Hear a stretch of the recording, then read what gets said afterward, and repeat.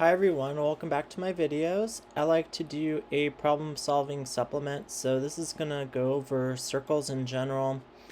I've got 3 problems here, they're all challenging problems. So, let's go ahead and jump right into it. So we're given a circle of center O, so this small circle here. We're given a circle of center P, so P is the center of this larger circle. And these two circles are internally tangent at point A. So you see at point A, the smaller circle touches the larger circle. Diameter EF is tangent to small circle at point B. And then we're given that AN is a diameter and AD is a diameter. And the measure of arc CD is equal to 40 degrees. We want to find the measure of arc EC. We write down what we know. And we know that angle A here is an inscribed angle, right? Because chord AC and chord AD, and angle A's vertex is on the larger circle, right? So the measure of angle A equals 1/2 times the measure of arc CD.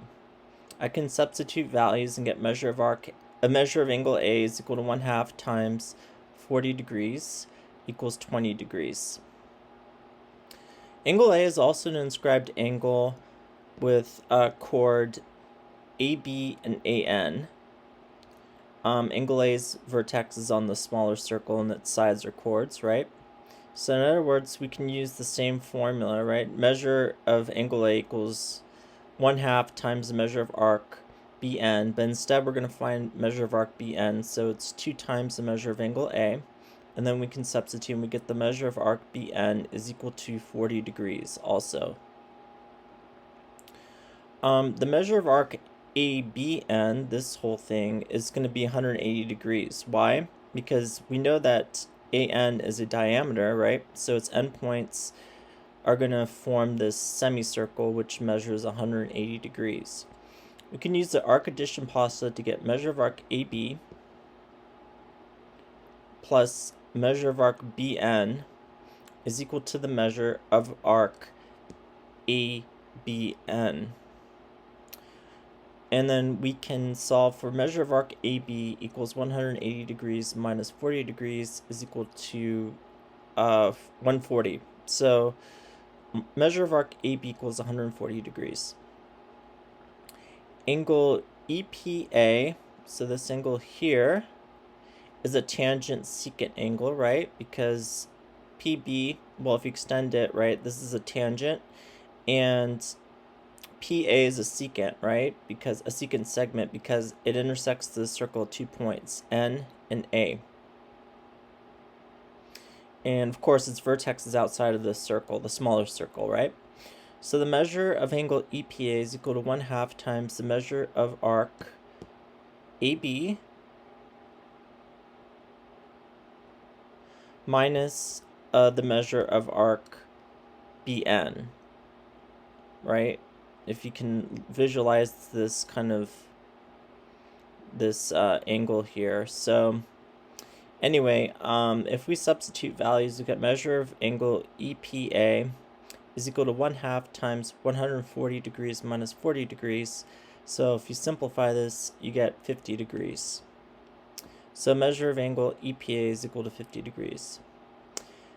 Angle EPA is also a vertical angle if we look at the bigger circle, right? Because its center is at the center of the circle, right? Point P is the center of the bigger circle, so its vertex is point P, and its sides are radii, right?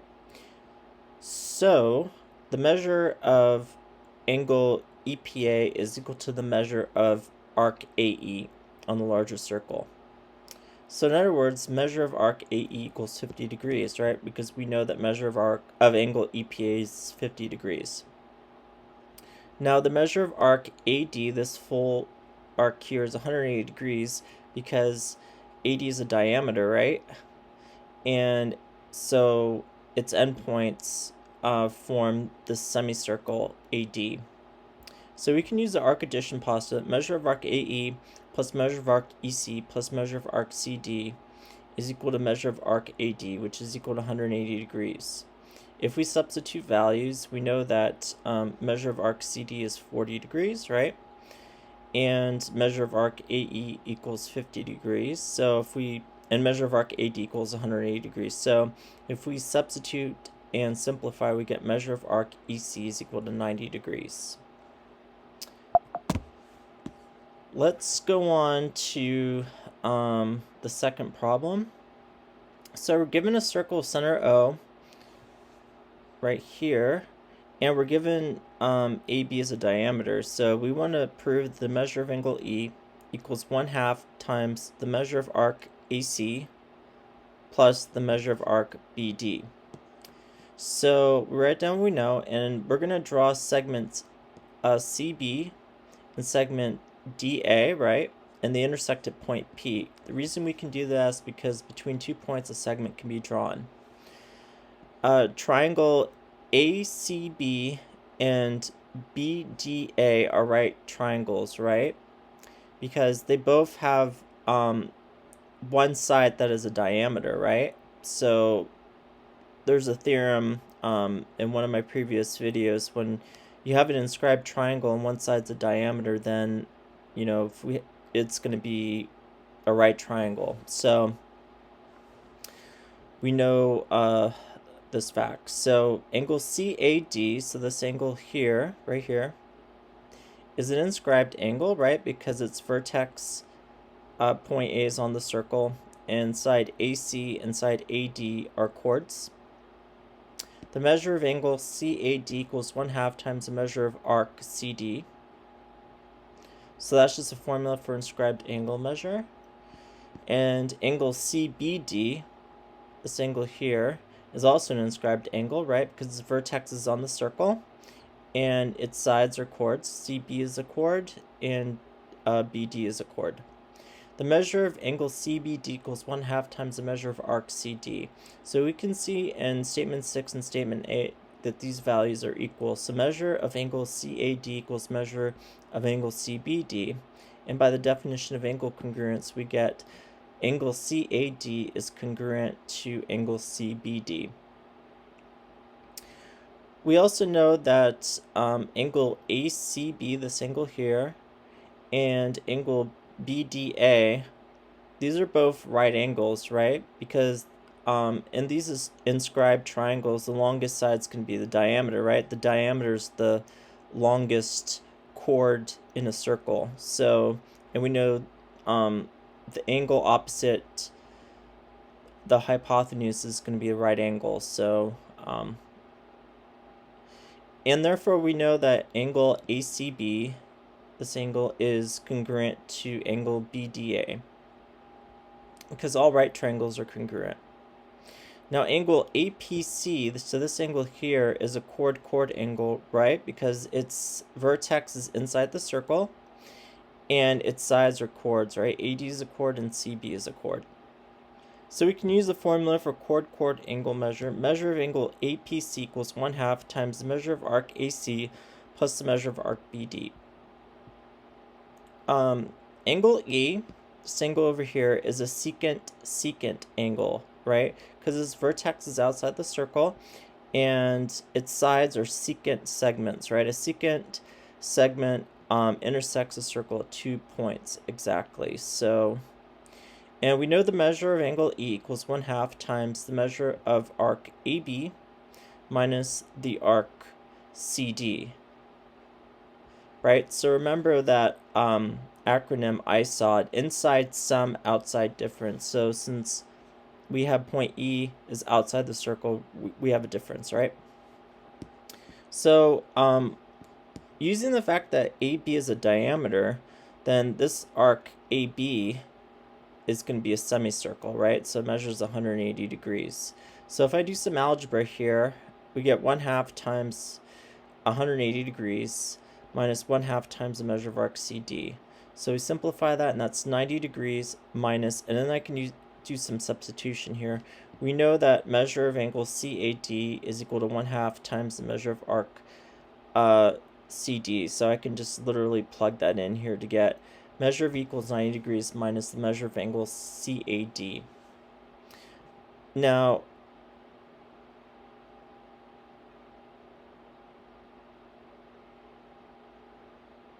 so measure of angle CAD is going to be equal to measure of angle CAP, right? It doesn't, we still have kind of like the same side, we just extend it, but it's not going to change the measure of the angle, right?